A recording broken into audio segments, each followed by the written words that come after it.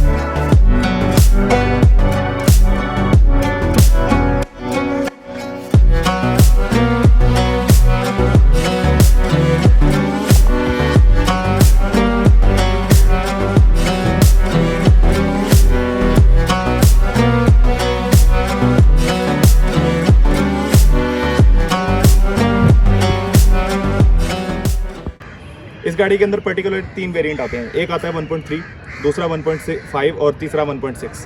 1.5 जो आता है वो जैपनीज इंपोर्ट है और 1.3 और 1.6 जो है लोकल मार्केट के लिए इंट्रोड्यूस करवाए गए थे। सबसे पहला डिफरेंस जो 1.3 और 1.6 में आता है वो ये लाइट्स हैं। ये लाइट्स कंपनी से ही स्मोक में आती हैं, जैसे कि आपको नज़र आ रहा है। ये जो इसका रिफ्लेक्टर है ये ऑलरेडी कंपनी से ही स्मोक में है। और जो दूसरी मेजर चीज़ जो नज़र आती है वो आती है इसके क्रोम हैंडल्स। ये 1.3 वाली में बॉडी कलर मैच आते हैं और जो GL वेरिएंट आता है उसके अंदर ब्लैक में आता है। और उसके अलावा अगर बैक पे आ जाए तो इसकी ये जो लाइट्स आती हैं ये रिफ्लेक्टेड आती हैं, मतलब सिर्फ इसका जो इल्यूमिनेट करता है वो हिस्सा रेड है, बाकी जितना भी है वो सारा रिफ्लेक्टेड क्रोम है। अब आप लोग पूछेंगे कि हमें ये गाड़ी क्यों लेनी चाहिए, ये तो बिल्कुल ही डेड मार्केट की गाड़ी है। वो लोग इसको डेड कहते हैं जिनको पता नहीं है कि ये गाड़ी मेंटेन कैसे की जाती है। इस गाड़ी के अंदर ज़्यादा तो कुछ भी कॉम्प्लेक्सिटीज़ नहीं है, लेकिन जिन लोगों को इस गाड़ी का पता है वो लोग इस गाड़ी को रखना जानते हैं। अब आप ये सोचेंगे कि आपको ये गाड़ी क्यों लेनी चाहिए। सबसे पहली चीज़ जो इस गाड़ी में आपको मिलती है वो ये बिल्ड क्वालिटी है, ये शॉपर नहीं है। नंबर 2 इसकी ब्रेक्स नॉन ABS होने के बावजूद इतनी अच्छी स्टॉपिंग पावर प्रोवाइड करती हैं कि जितनी भी स्पीड में आप ब्रेकिंग करें कभी भी गाड़ी स्किड नहीं करती। नंबर 3 रीज़न इस गाड़ी को लेने का है ये इसका खूबसूरत तरीन इंटीरियर, जो कि आज के दौर में भी पुराना नहीं लगता। नंबर 4 इस गाड़ी को लेने की वजह सबसे मेजर कि इस प्राइस रेंज में और इस मॉडल की किसी भी गाड़ी में इतनी लेग स्पेस आपको नहीं मिलती। नंबर 5 और सबसे मेजर रीज़न इस गाड़ी को लेने का independent suspension basically in short अगर मैं आपको बताऊं तो ये बहुत अच्छी स्टेबिलिटी और रोड ग्रिप प्रोवाइड करता है। मतलब जितनी भी स्पीड में आप गाड़ी को मनूवर करें, हाई स्पीड के अंदर टर्निंग लें तो आपकी गाड़ी बिल्कुल भी इंस्टेबल नहीं होती। नंबर 5 इस गाड़ी का AC जो है वो उस दौर में भी और आज के दौर में भी आम गाड़ियों के मुकाबले में बहुत ही ज़बरदस्त है। फीचर्स की बात करें तो auto adjustable side mirrors, wooden interior के साथ ये गाड़ी आपको RPM और डिजिटल ऑडोमीटर ऑफर करती थी। पर्टिकुलर कार मैनुअल वेरिएंट है, बट इसके अंदर CVT ऑटोमेटिक ट्रांसमिशन भी अवेलेबल है। लेग रूम की अगर बात करें तो वो बहुत ही ज़्यादा है इस मॉडल की, और इस लीग की किसी भी गाड़ी के अंदर इतना लेग रूम मैंने नहीं देखा।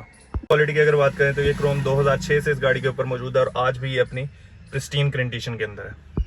Wooden interior, clock, 2 glass holders और उसके साथ ये कंसोल बॉक्स इस गाड़ी में कंपनी फिटेड आता है। पावर स्टीयरिंग, पावर विंडोज़ और driver side window auto. Storage spaces की बात करें तो सबसे पहले ये एस्ट्रे, ये स्टोरेज स्पेस, ये ग्लव बॉक्स, उसके बाद सेंटर कंसोल और दोनों डोर्स के अंदर भी स्टोरेज स्पेस दी जाती है। यूटिलिटी की बात करें अगर तो इसकी ट्रंक कैपेसिटी भी बहुत ऑप्टिमल है और इसके अलावा ये वाहिद सेडान मैंने देखी है जिसके अंदर 60-40 का स्प्लिट आता है और आप इसकी सीटों को फोल्ड करके इसकी स्पेस को इंक्रीज कर सकते हैं।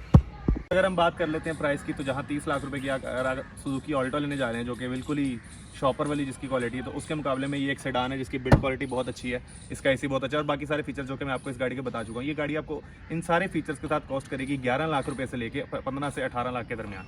तो अगर इस प्राइस रेंज के अंदर आपको इतने सारे फीचर्स मिल रहे हैं तो मेरे ख्याल में वैल्यू फॉर मनी गाड़ी है। अब कुछ लोग बात करेंगे कि गाड़ी इतनी पुरानी है, इसकी फ्यूल एफिशिएंसी क्या होगी। इसकी फ्यूल एफिशिएंसी जो 1300 वाला वेरिएंट है या 1600 वाला, दोनों की ऑलमोस्ट सेम ही है।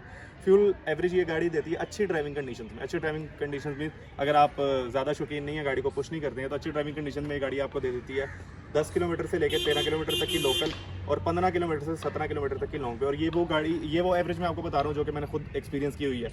सुनी बातें, रिटरी बातें मैं नहीं करता।